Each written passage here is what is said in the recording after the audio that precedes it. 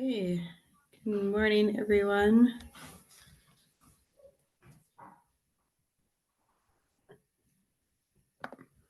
Good morning.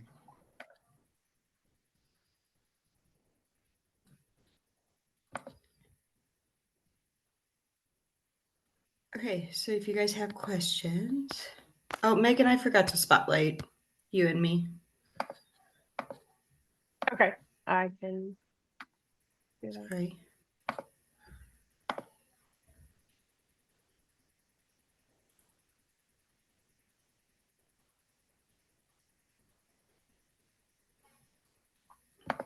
Okay, Cleo, happy Thursday. You guys know how this works. If you have questions, put those in the chat and me and Megan will answer them, whether it's bookkeeping related, marketing, just all the things related to your business.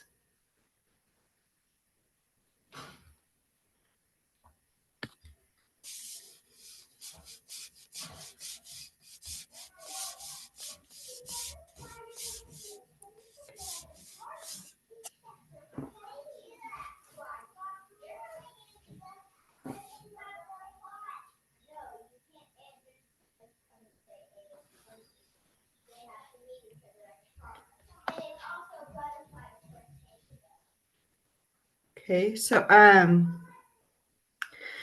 marketing this year, how is that going? I know we talked a little bit about it a couple weeks ago, just in that like we're not having an election year and all of those things. How is that going for you guys?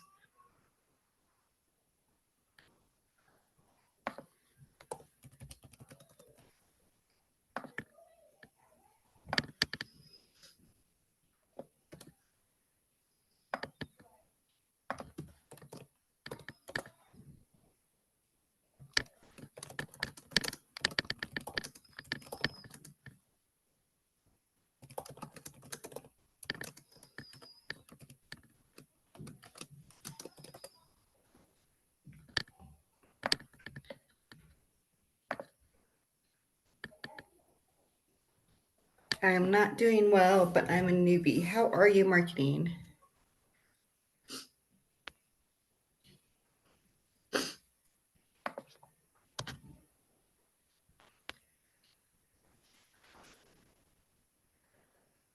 And then my follow-up question, just for you guys, as you are going into fall 2025 for marketing,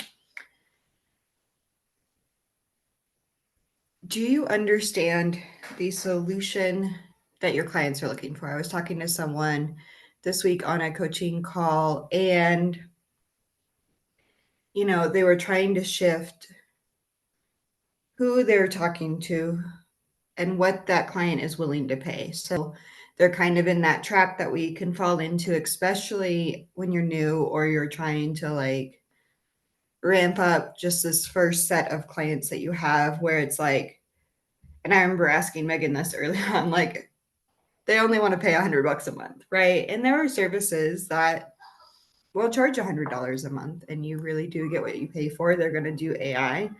You're still going to be doing most of the work, all of those things. And is that really the business that you want to set up? Her limiting belief in that particular conversation was that she couldn't just simply change her prices. She had to go offer like CFO services, which if you're in the Facebook world and you're being pitched like, hey, be a bookkeeper, switch to CFO service. A lot of you guys are being misled on what that actually means. And so you're looking at it and saying, oh, I can provide like a spreadsheet and start charging $2,500 a month. And that's not what she was trying to do. She was just trying to move from like 100 to, $500 a month. And the interesting thing on that, I was like, well, why don't you just change your prices? But she didn't know how to look for someone who has a business that would be willing to pay $500 a month. And so part of it starts with you, right? Anytime we're trying to change something, it starts with ourselves. Okay, so then you guys have also heard me say on, some of the marketing webinars that we've done, things like that, that when I started to address this, I kind of asked those same questions. I think this was right after I signed someone at like $75 a month, a realtor who like wanted to use Wave and had nothing going on. Who is that client? Like, we want to go down the rabbit hole of naming this client. Who are we talking to? We're talking to a business owner named Josh in his 30s. He runs a gym. He has 3 trainers in the gym. They're doing a lot of the work. He makes about $300,000 a year, and he's been in business for at least 3 years. His current issue is not really cash flow, which is 100% of the time when you guys come to me asking how do I increase prices, you're like, well, they struggle with cash flow. Is that really their struggle? In this case, in the example that I'm giving, for this particular business owner and that particular dollar number, more often it's not cash flow that I'm hearing. It's really tax strategy. How do I keep more of this? Because I'm not like, I either just became an S Corp or I don't know how to buy the truck. I don't know how to buy the asset. I don't know what I'm doing with this. Or like now I'm hearing about paying my kids. How do I do that? And so they've got some practical documentation concerns that you as a bookkeeper can help address. But that's how clear we need to get on who we're talking to in order to make that shift in marketing. That is going to allow you to start producing content that really starts to hook like the struggle. What is the struggle? Right? So that feeds into your content, your marketing, what you're showing up to talk about. So in the case of this business owner who's been in business for 3 years, they have 3 filed tax returns under their belt. They're doing at least $300,000 a year in revenue. And they've got 3 employees. You guys know why I've said that before. 3 employees so that you're not the highest person on quote unquote payroll. You're not on payroll, but like being paid as a vendor from the business.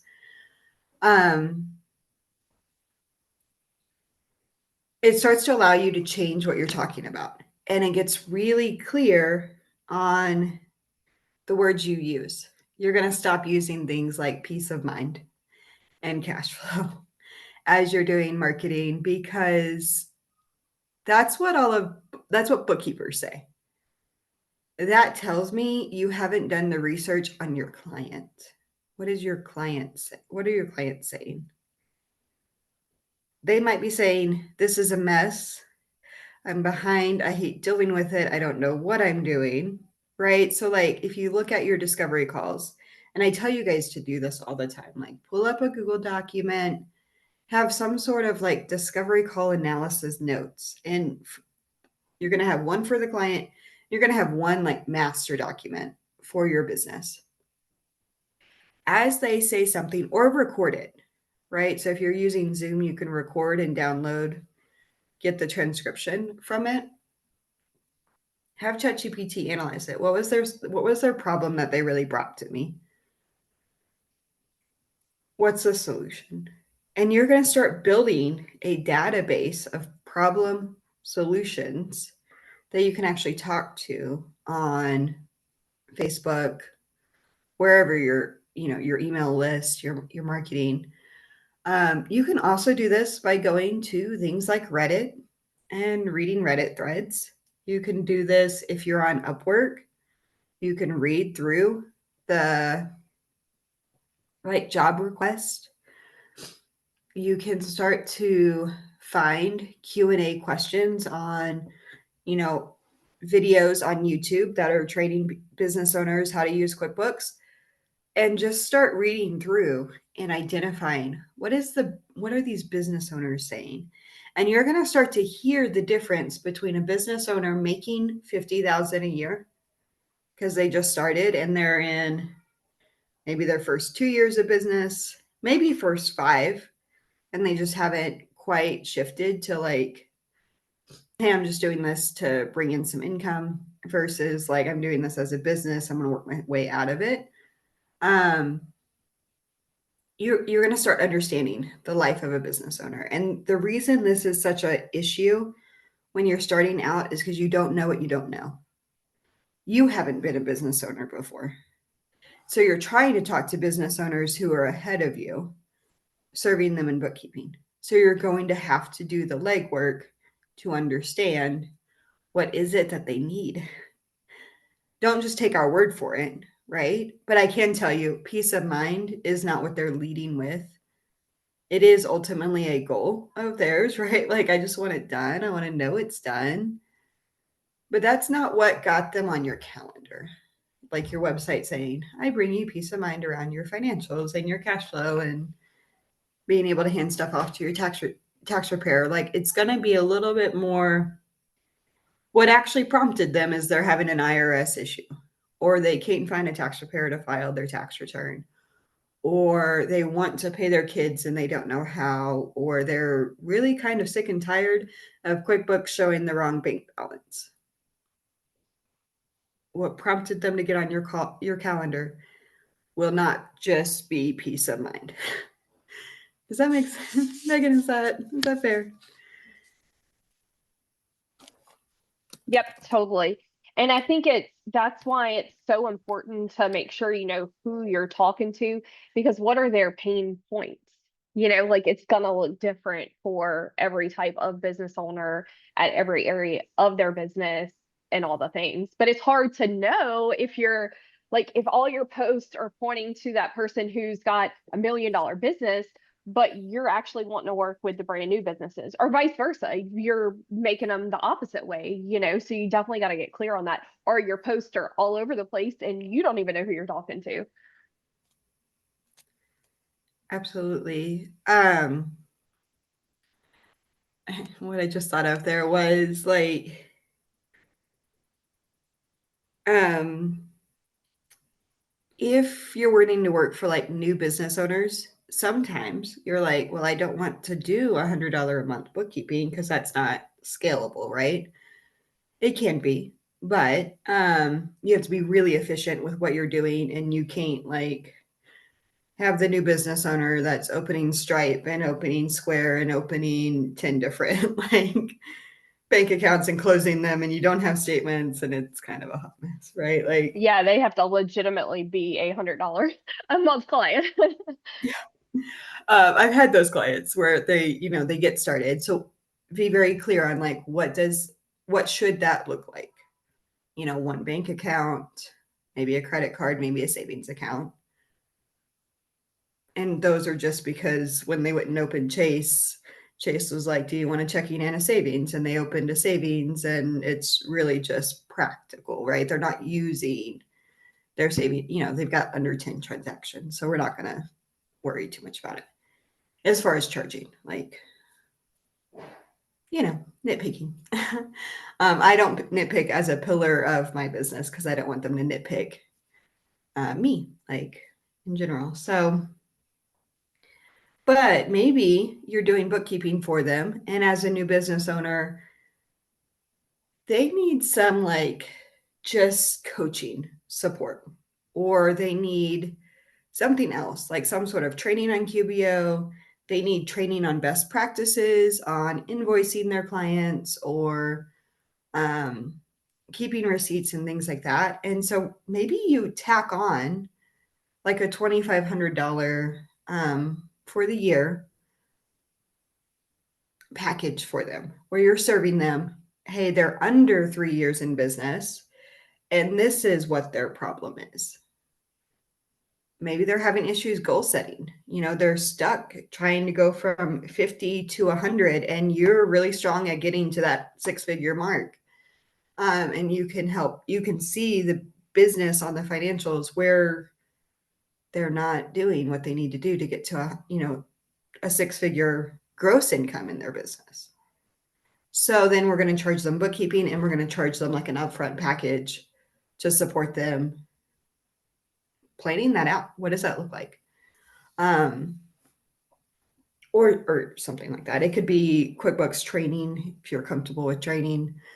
Some of you guys are going to call it budgeting. Budgeting for businesses. Interesting. Like, if you're going to do that, make sure you understand the cash flow report and how to analyze like all of the balance sheets. There is a training in the Bookkeeper Blueprint that shows how the balance sheet, the profit and loss, and that cash flow statement that most of you guys don't even know exists or ignore, all work together, especially with business owners who have loans and they're going on the balance sheet. The interest is going on the P&L. Those two don't talk to each other from like a layman's business perspective. That's why you guys are coming to me with, well, cash flow, because it's not clear to the business owner, but it's not a cash flow problem. It's a understanding problem. Like, you only have so much to spend. So either we need to go get more money, revenue, or we need to not take a loan for everything. Megan, how many business owners like have we come across? I've had so many that are like, loan this, Stripe loan that, Square, like, oh, Yeah, QuickBooks will approve me. And it just is like it they're adds taking up. loans way ahead of the revenue. So you will see some of those. Some of you have come to me with like figuring out their debt, like making a plan to get out of debt.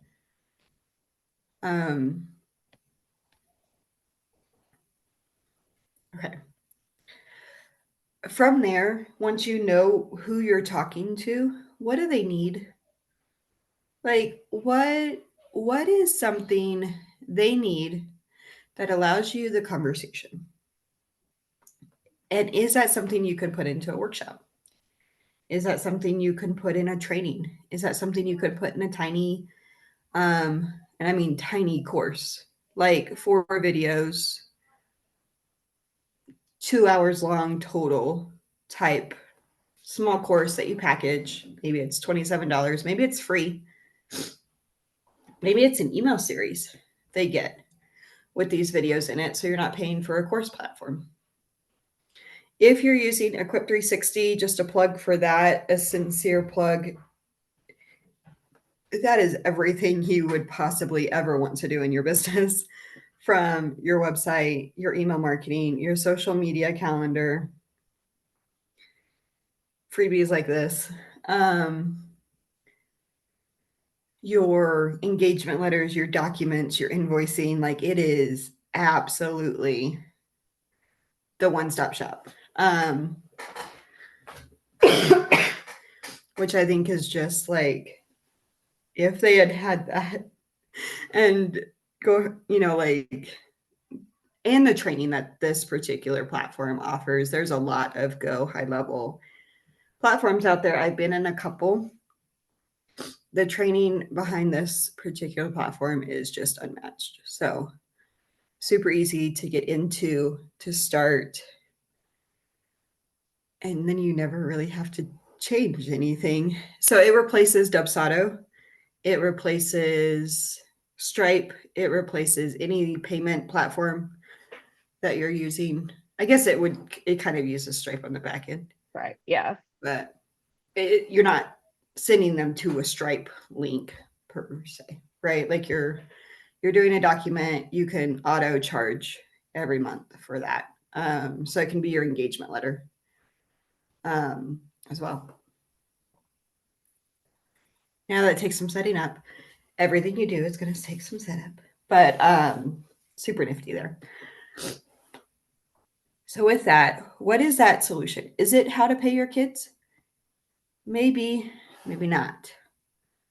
Right? So like, you do have to talk to business owners, and I do encourage you to go talk to 100 on Facebook, read 100 Reddits, read 100 comments, like comments that are like, I need this. Where business owners are telling you what they need. That will count to your 100. Or get into conversation. So that could be BNI, so business network. Is it international? It's like a networking group for business owners. There are Christian business networking groups. There are local mom business networking groups. Show up to those, ask questions. When you hear bookkeeping, what do you think of? I had someone tell me the other day they think of a bookstore, which Megan, you encounter all the time. Yeah, especially because of my business name. But yeah, I've heard that so many times, or even like kids thinking that a bookkeeper means I work at a library or something along those lines. So yeah, it's definitely a something a lot of people don't even know what it means. And a lot of people, like even conversations like outside of the bookstore thing, but a lot of conversations that I have, or people, I'm looking for a CPA, and it's just a lack of, they don't know the difference. They heard somebody else mention that term, and it's like, I need a CPA, but I need bookkeeping done. For sure, because a CPA sounds like I'm official. I want to earn money. I'm going to treat my business like a business. Therefore, I need a CPA. Yep. Or what a CFO or whatever that is Yes, for them. exactly. But CPA is typically like going to be their first go-to, because in the world 15 years ago, they kind of did need a CPA. Now the CPAs are so like, think about how every industry has evolved. CPAs only want to do what they want to do, and they want to have flexibility in all of these things. Bookkeeping isn't something on top of their radar. They're just looking to get the financials pulled together. They want to know your revenue, they want to know your expenses so they can file your tax return. If they're a CPA that does taxes, not all CPAs are CPAs. And so we encounter CPAs all the time who, you try to ask them some questions about how platforms should be working within the e-commerce world, or Amazon, and they're like, so not my wheelhouse. It's just not. But we have to know that in order to produce financials that really work. um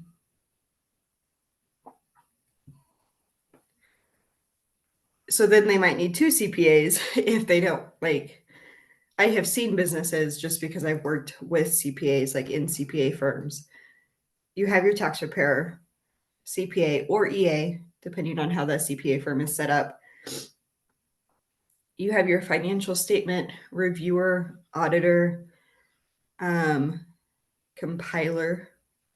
That's what I did. So we work on your financials. But in-house, you still have a bookkeeper doing it. That's where we come in. So we're trying to get everything organized, correct, documented, IRS ready. That way, when they do the compilation for their investors, or they do the audit, they do the review, if they need one, it's all ready to go. And all the CPAs coming in and doing is making sure they're above board for their investors, and things are correct on the financials. So they might restate a couple of things if they're accrual versus maybe you're doing it cash. Then they're going to have the tax CPA file the taxes. The two are going to talk, make any tax adjustments, and then you're going to go on your merry way as their bookkeeper, right? But neither of those two CPAs really care that much what report you're pulling from Amazon to get the information. They just want to know that you're pulling it correctly and you're getting the right numbers. They're not going to be able to tell that business owner how to pull that report. And they're going to be coming to you and saying, how do I do this? Right? Now, Amazon's low hanging fruit. Amazon's pretty easy out of all of the things. But if you get into like House Call Pro and it's connected, but it's not, and the business owner is depositing cash into their personal account, and these things are being deposited into their business, that's on you to figure out and understand, right? But the workshop, that's the fix. That's the like awareness of, and again, it could be an email series, a training series. It could be, like last year for Halloween, I did like a week's worth of scary stories around bookkeeping and fraud and all of those things. So we're going to tap into that. What's the problem? What's the fear? What's keeping them up at night? We might not necessarily give them a fix though, right? Or we're going to give them a high level fix, but it'll be easier for us to do it. And then we're going to offer some sort of relief or hope. And then we're going to offer an urgency and invitation. So like taxes are due if they filed an extension. There's a 9/15 deadline and there's a 10/15 deadline. Something to consider, right? And Or Texas had extensions. oh yeah, I ran into that with a client recently because of the floods. yep. You're gonna see that a lot. I don't know. I know we had some flooding here in New Mexico and like along the Texas border, but I haven't even looked. So anytime there's a natural disaster, what Megan's referring to is the IRS will come in and say, like, hey, you guys get extra extensions through November, December, January, depending on the catastrophic, like the level of disaster. Louisiana would have had this Hurricanes, years yeah. ago, Last you know. So Oklahoma had this a few years ago with tornadoes. There was like some devastation really close to a tax deadline. So they'll get those extensions. That is something to talk about if you're in those states or serving clients in those states. And that's a good point too, just Megan, in general, like what's in the news? And I think it can be really hard as a bookkeeper, what news is relevant? Any news that is impacting your business owner from a tax or financial standpoint. Yep. It doesn't have to be investing news per se, but like there was an interesting fraud case with Macy's a couple of years ago that happened in December. That might be relevant because it triggers a conversation on how can a big corporation Macy's is a size that would need audits. They were dealing with internal embezzlement. I've seen that with small business owners all the time. Bookkeepers get access to everything, and bookkeepers start embezzling. Well, that's a rabbit hole of content creation because what are the best practices? Now, that is all things to support and provide information to the main problem solution, right? So these are things that you add into your email. These are secondary issues. But when you know that primary solution that you're trying to solve your clients, which is not peace of mind, I guess it is, but it's just not. Like, that's just not how they're communicating it. And you're going to see that change with demographics, right? So maybe your older business owner, it would still say peace of mind because that's where it came from. Your 20-year-old business owner that's doing $1 million a year, they're not using terms of peace of mind. They're using, I want it efficient, I want it automated, I want to use all of the AI. How do I get you the receipts in the most efficient manner? How do you take this off your plate? They're like viewing it as like, I just don't want to be doing that, but I want to make sure everything's right.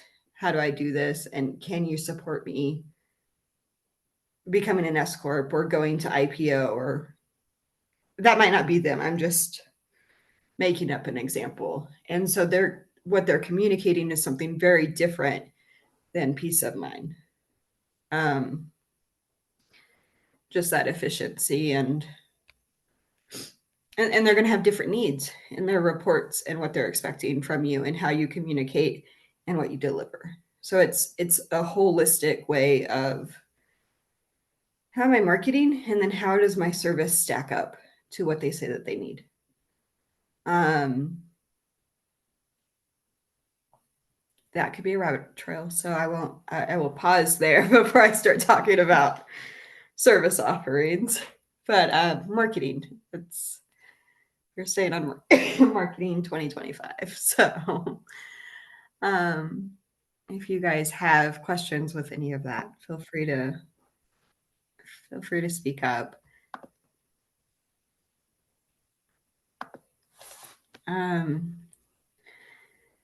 And the reality is, some of you guys you're posting on your business page, but you're not adding friends, and you're wondering why you're not getting messages. Some of you are good at DMing, but you don't stay consistent.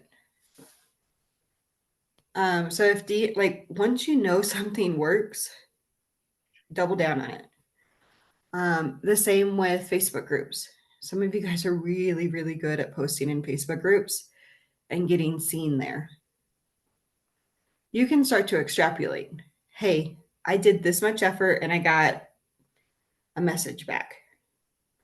Okay, what could we do to amp that up a little bit? Do we need to talk to the admins? Do we need to go live? Can I supplement this at all? Is it just posting more frequently in these groups that are working? Or is there a way to collaborate with other people that are in the groups? So groups, first step. After that, be looking for collaborations. And that could be true for email. Maybe you're like, hey, I just want to email. So this is how I'm going to get people on my email list. Maybe that's collaborations with other business owners. So other business owners doing things that relate. Maybe they're business credit experts. And so we're going to do a mutual email series where we're shouting each other out. And our goal is to get some emails from their list, vice versa, provide a service and send emails to their list. You could do that with maybe it's just partnering with the SBA near you, or like your local SCORE chapter, and making connections and then getting yourself inside other people's circles. We do that by understanding the solution we're solving and the problem that their clients are asking for. So with SCORE, SBA, things like that, sometimes it's funding, right? So keyword funding, not cash flow. Related, but different, like a different underlying problem that they're trying to solve. Cash flow, yes, is impacted both ways, but funding is, when I think of someone asking for funding, they're thinking goals and steps ahead. When I think of someone just saying, hey, I'm struggling with cash flow, I'm thinking of the business owner barely surviving, putting out fires. First, different, there's just a different viewpoint in who you're talking to.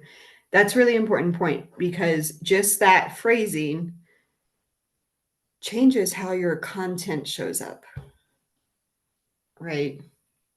And if you can help them get funding, that's where CFO comes in. CFOs ultimately help you get funding. They're not just cash flow. With that, how can you help?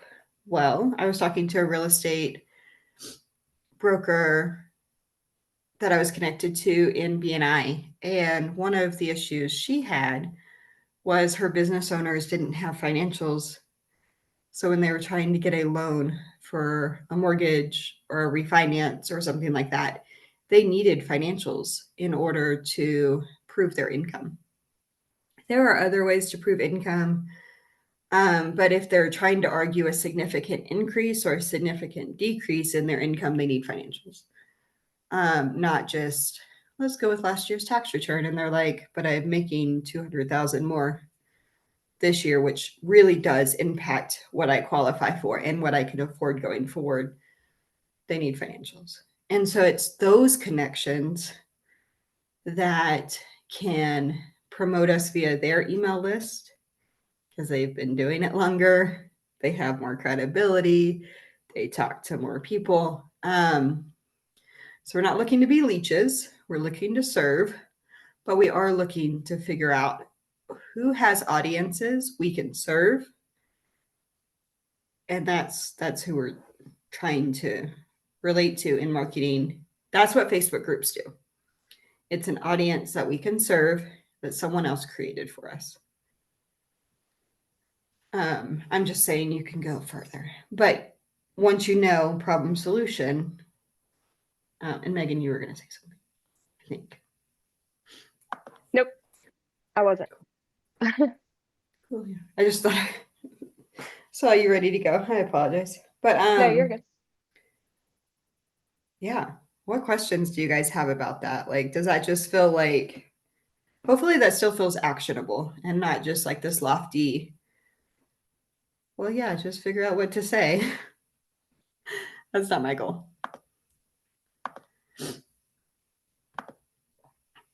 I'll throw in, I think the biggest like thing that I've learned throughout the time, like growing my business is, and like even seeing other bookkeepers, like it feel like you were talking in the DM, like one, stay consistent, but also like it's so important to be building those relationships because a lot of times like we want the win, we want the client now and stuff, but as you've had your business for an extended period of time, if you've built those relationships, either they start referring people to you or they need you as a bookkeeper later on. So it's important to make sure that you're still building those relationships, having those conversations. So, and whatever that looks like, whether it's at in-person networking meetings, just having the conversations all the time, doing the one-to-ones, or is it on social media, commenting on their posts, liking their posts and stuff like that. You have to do a little bit more than just show up, than just, I'm going to say show up, but like show up at the in-person groups and just post on social media. Like there has to be some more action and relationship building that goes along with it a lot of times, especially for long-term effects. Yeah, every business owner you come in contact is a potential client in the future or is one degree of a potential client, right? Yep. In accounting,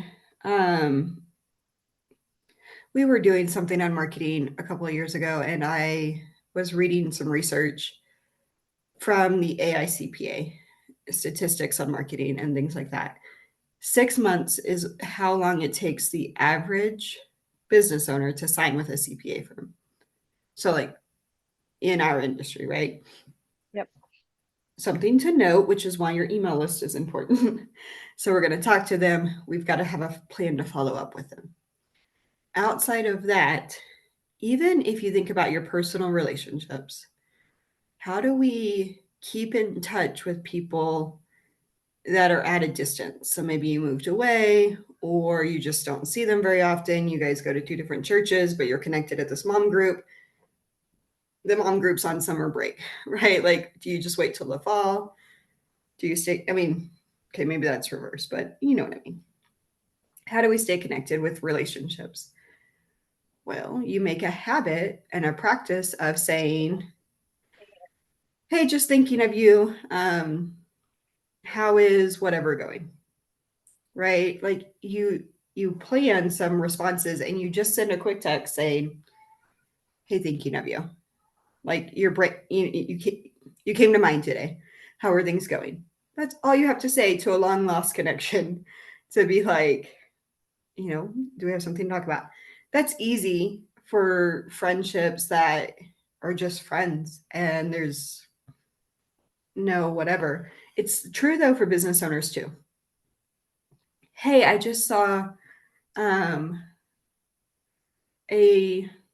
networking event that's happening next month. I'm thinking about going. Are you interested? I can send you the information. Or it's, hey, how's business doing this? I know September is your busy month. How's business? Are you getting ready for September right now? How's that going? Just things that they came to mind. You could also just send them a private email. So like you have your email list, you can open up your Gmail and say, hey, just thinking of you. I know when we talked on our call, our discovery call or intro call, whatever, you said September was your busiest month. I know we're approaching September. How are things ramping up for September? How are things going? That's it. You're not asking them to sign. You're not asking them to do anything like that.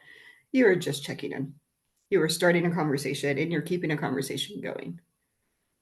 Outside of that, purely having an email list, letting people join it. I've had people come back to me like 3 to 5 years later just because they're still getting emails. Maybe their bookkeeper retired, something happened, and I am their like only other option in their mind, right? They're just thinking, I don't know of bookkeepers, but I need a bookkeeper.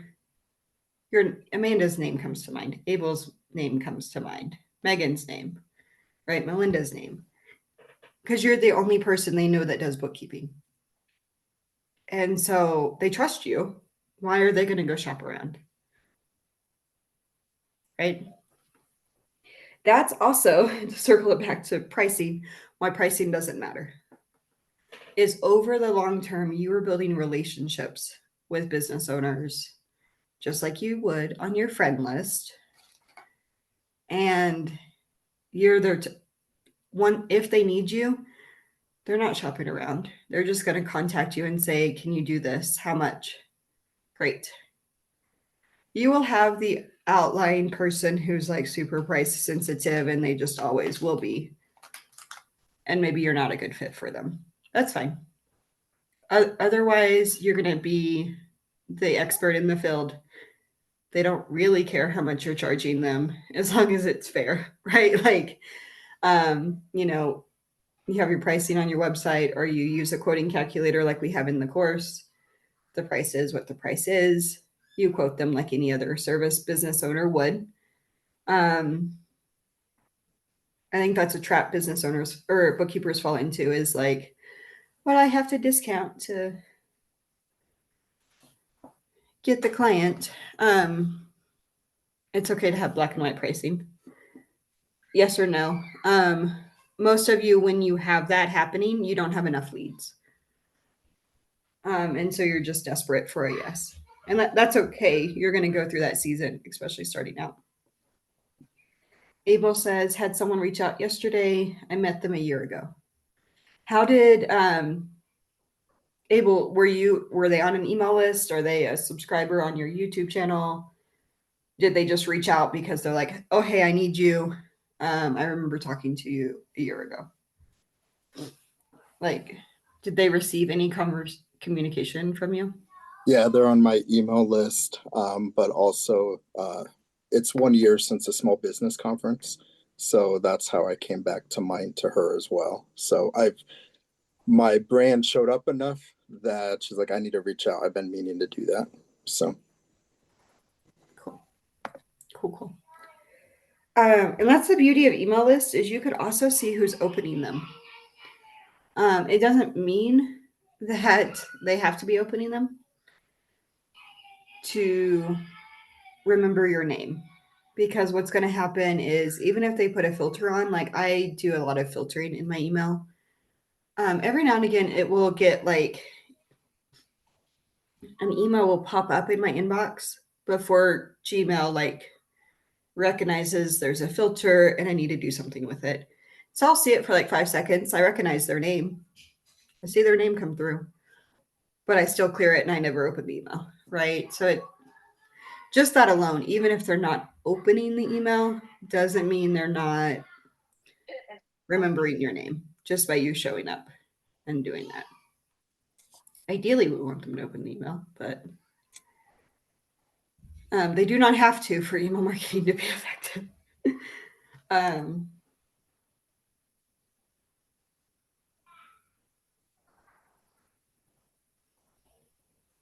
There's an interesting, we're just catching up on the chat.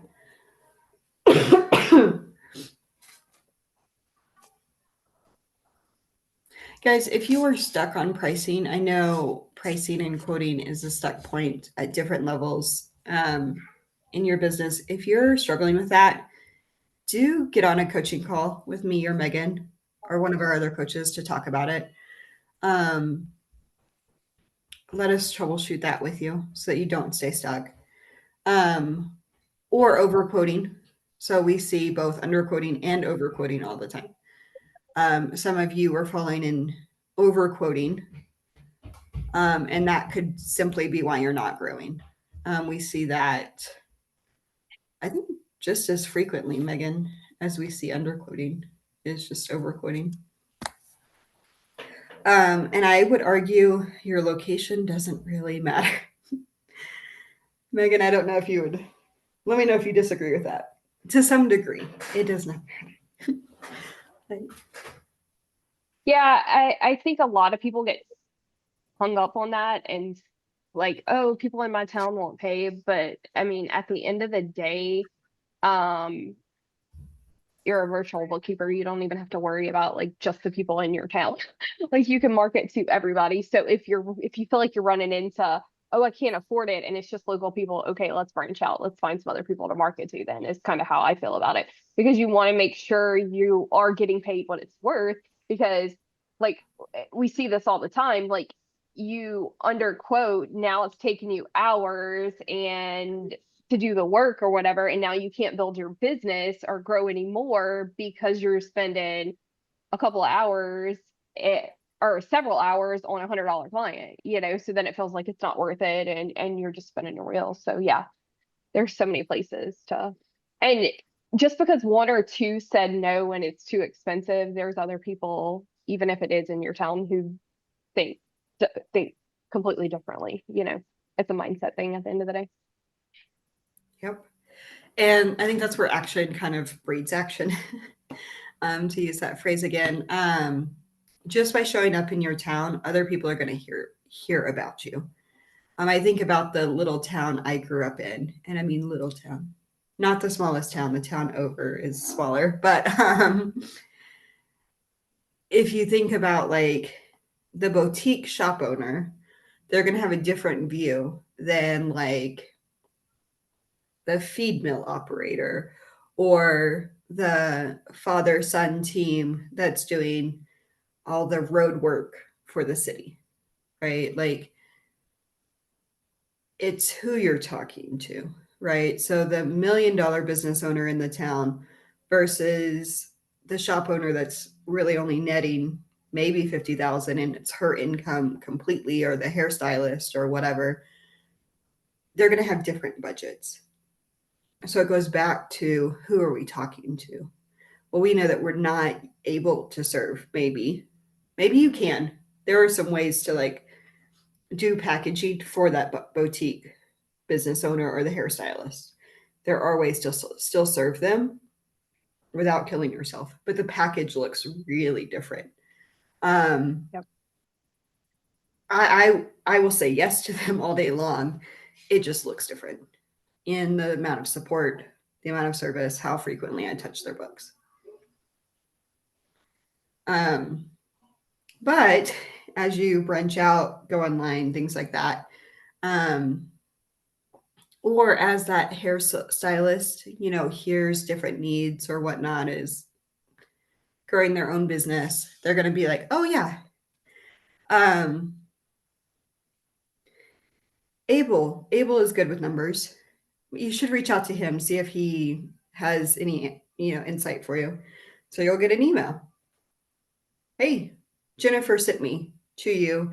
I have a couple of questions on, paying my kids. My business that no one knows about is taking off. I have an Amazon business on the DL. and no one knows about it. And I'm now doing like 600,000 a year. Okay.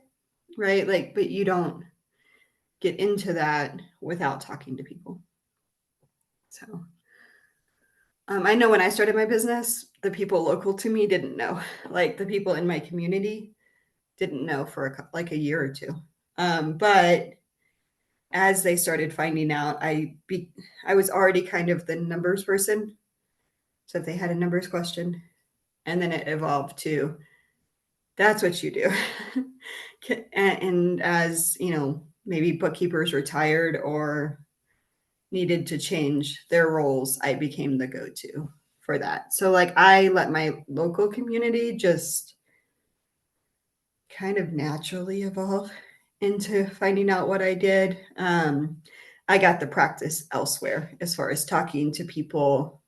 That's where online is really nice, is you can go a bazillion other places to get practice talking to people. That way, the people that you see every day that you're worried about talking to, by the time you talk to them, you've been doing this for a few years. It's just what you do, you know, and you're good at it and you're confident in it.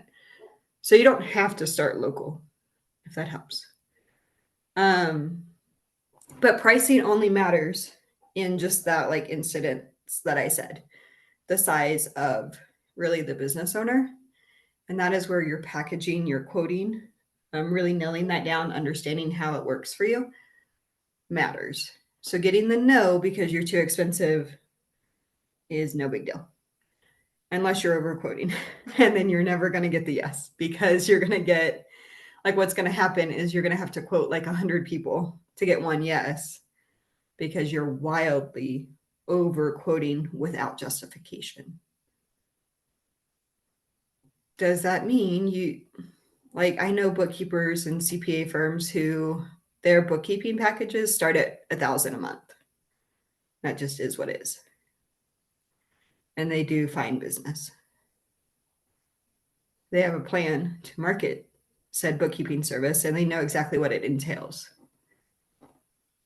Some of you guys are quoting $100 for what they would quote $1,000 a month for. That's a problem. They're also, when they quote $1,000, they're not looking for the sole prop realtor who's got one bank account and 4 house sales a year that you might charge $75 a month for. That's just yeah, we're not serving you. Like, and they're not sweating it like you're sweating it. Does that make sense? Just fun pricing. So don't overquote, but you don't have to underquote either.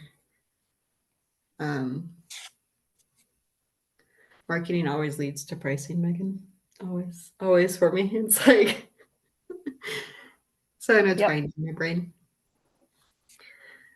If you want access to the scope and pricing calculator, I think that's in one of our,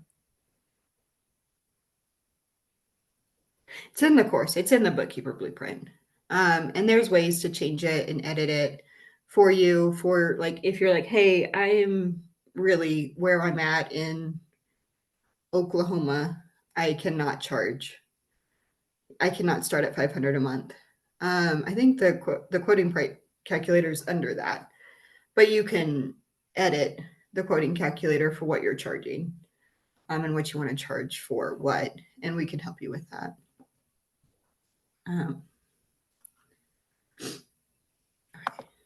Any last questions before we wrap up today?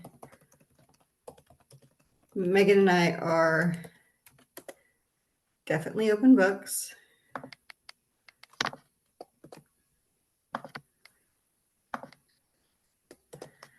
If you're looking to, so we're going into fall. Right now, people are starting to think about those tax extensions, or the fact that they just got an extension upon their extension. Now is a really good time to be finding bookkeeping clients.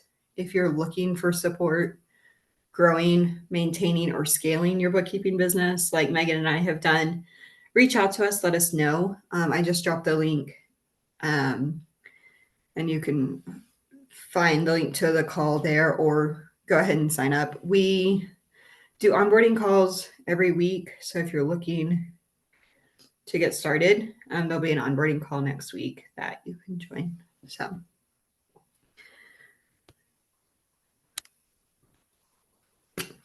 Okay. On that note, Megan, anything else? I think that is it. Okay. If as you go to, as I cough, I still have this like lingering cough. If as you go this week on marketing and you get stuck, bring those questions to us next week, and we will dive into them in